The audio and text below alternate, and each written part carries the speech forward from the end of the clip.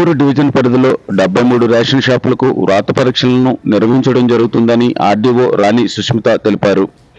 ఆదివారం Kovvur ABN college నందు నిర్వహించిన పరీక్షల హాలును ఆర్డీఓ రాణి సుష్మిత పరిశీలించారు. ఈ సందర్భంగా ఆమె మాట్లాడుతూ డివిజన్ పరిధిలో 73 రేషన్ షాపులకు 132 మంది దరఖాస్తు చేసుకొనగా 124 మంది అభ్యర్థులు పరీక్షలకు హాజరైనట్లు తెలిపారు. అర్హులకు 80% మార్కులకు రాత పరీక్ష ఉంటుందని, 20% మార్కులకు మౌఖిక పరీక్ష జరుగుతుందని తెలిపారు.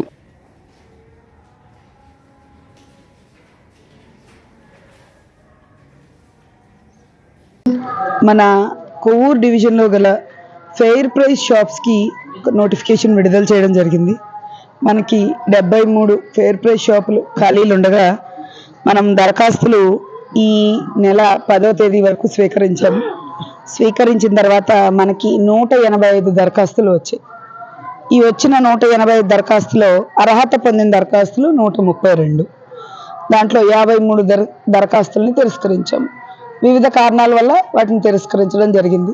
కరెక్ట్ రోస్టర్లో అప్లై చేయకపోవడము, లేదా విద్యార్హత లోపించడము. విద్యార్హత intermediate, at the same time వయో పరిమితి కూడా ఉన్నది. 40 ఏళ్ళు, 21 to 40 ఇయర్స్ వరకే వయో పరిమితి. సో 40 ఏళ్ళు దాటిన వాళ్ళు కూడా అప్లై చేస్తే వాళ్ళని కూడా తిరస్కరించడం జరిగింది. సో ఈ విధంగా ఒక 132 అర్హత పొందిన దరఖాస్తులకి హాల్ టికెట్లు జారీ చేశాము. అలాగే ఈరోజు మనము రాత పరీక్ష ఇక్కడ నిర్వహిస్తున్నాం. ఈ రాత పరీక్షకి 132లో 8 మంది అబ్సెంట్ అయ్యారు, 126 మంది ప్రజెంట్ అయ్యారు.